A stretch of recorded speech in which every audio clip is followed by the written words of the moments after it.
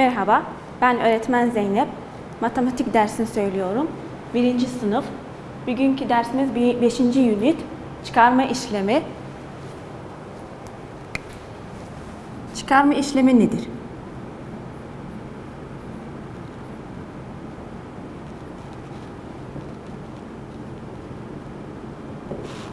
Çıkarma işlemi manası eksi. Eksi.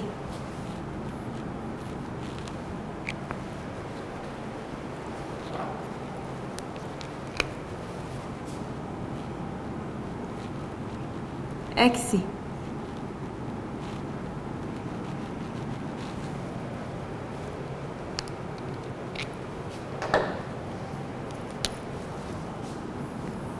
Manası eksi. Gelin bir örnek alalım. Şimdi burada bizim 3 tane elmamız var.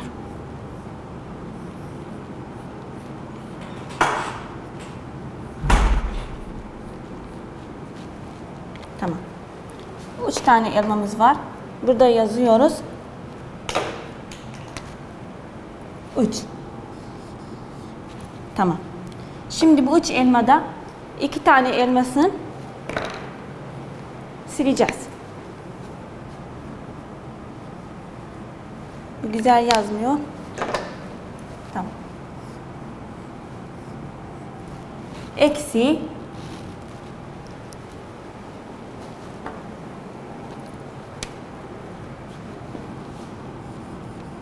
burada eksiğini getiriyoruz. Burada çıkarma işlemi. 3 tane elmamız vardı. 2 tanesini sildik. Burada kaç yazıyoruz? 3. 3 tanemiz vardı. Burada yazıyoruz. Eksi. Neden? Çünkü çıkarma işlemimiz var burada. 2 tane elmasını sildik. Burada yazıyoruz 2. Eşittir.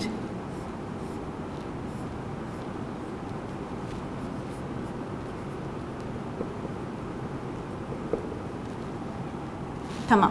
Şimdi burada 2 tane elmanı sildik. Kaç tane elma kaldı? 1. 1. Fark.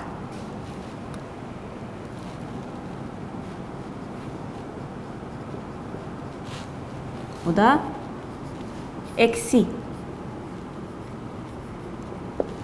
Tamam. Başka bir örnek alalım. Şimdi bizim burada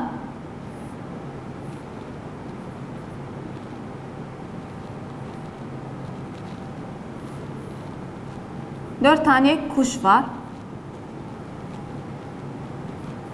Resim elim çok güzeldi ama yapıyorum.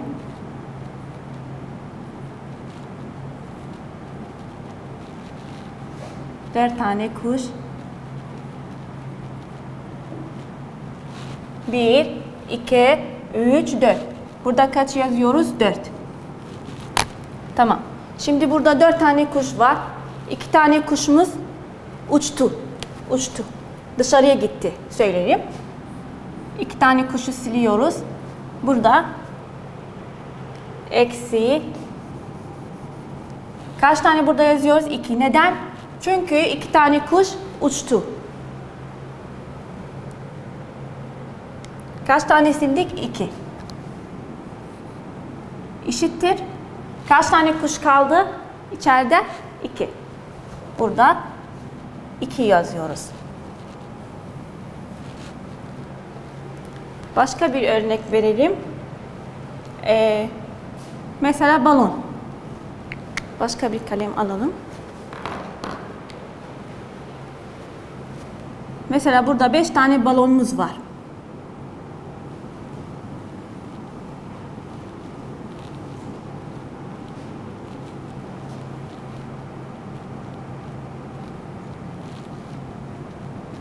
Sayalım. 1, 2, 3, 4, 5. Burada kaç yazıyoruz? 5. 5 eksi. Bakın eksi. Tamam. Burada kaç tane balon var? 1, 2, 3, 4, 5. Kaç tane balon çatladı? 2. Burada 2 tane balon çatladı. Kaç tane balon kaldı? 3. Tamam. Şimdi kaç tane balon çatladı burada yazıyoruz. 1, 2. Eşittir. Kaç tane balon kaldı? 3. Kaç tane balonumuz vardı hepsi? 1, 2, 3, 4, 5. 5 burada yazdık. Eksi. Eksi neden? Çünkü dersimiz çıkarma. Eksi.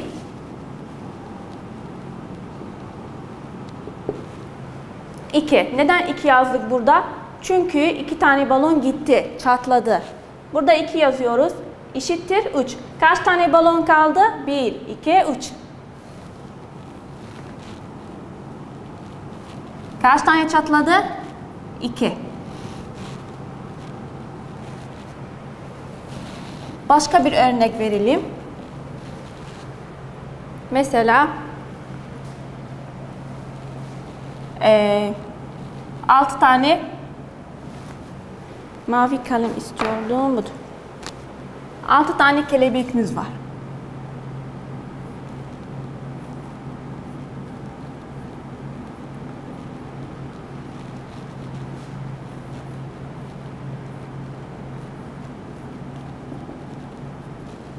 İki.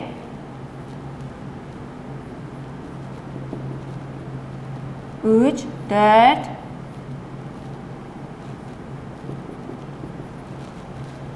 5.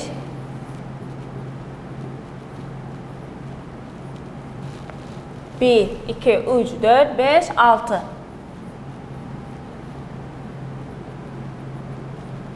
Tamam. Kaç tane kelebek var burada? 1, 2, 3, 4, 5, 6. Tamam. Kelebek. Kaç tane kelebek var? 6. 6 kelebek. Tamam mı? Şimdi burada yazıyoruz. Eksi. Eksi. Tamam. Kaç tane balon, kelebek gitti? 3. 2, 3. Burada kaç yazıyoruz? 3. 3 gitti. Tamam. Eşittir. Kaç tane kelebek kaldı? 1, 2, 3.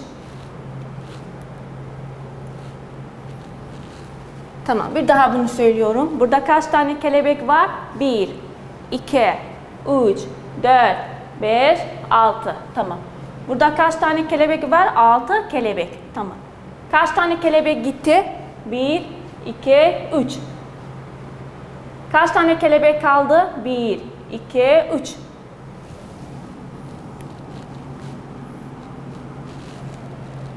Kaç tane gitti? 3. Hepsi birlikte kaç kelebekti? 6. Bir başka örnek veriyorum.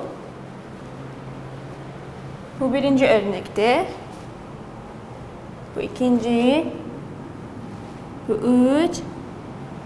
Bu da dördüncü örnek. Bu da 5. Tamam. Şimdi burada söyleyelim. 4 tane kalemimiz var. 4 tane kalem.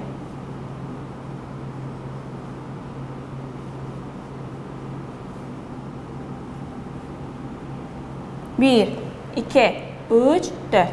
Kaç kalem var burada? 4. 4 kalem.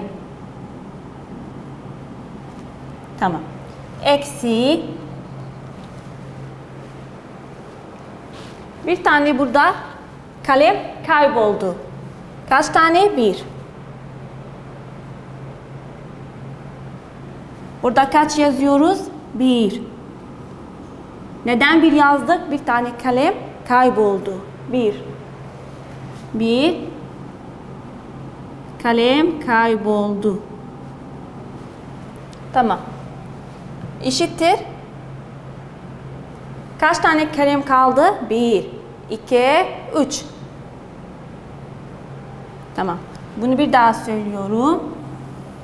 Burada kaç tane kalem vardı? 1, 2, 3, 4. 4 kalem. Eksi kaç kalem sildik? Kayboldu yoksa? 1. sildik, kayboldu manası. Kayboldu eşittir 3. Kaç kalem kaldı? 1, 2, 3. 6. örnek veriyorum. Ve son örneğimiz. Tamam.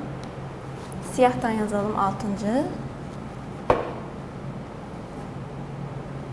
Tamam. Şimdi burada söyleyelim.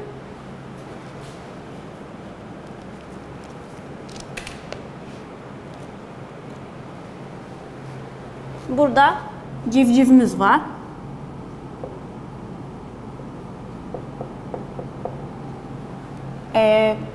Üç tane civciv.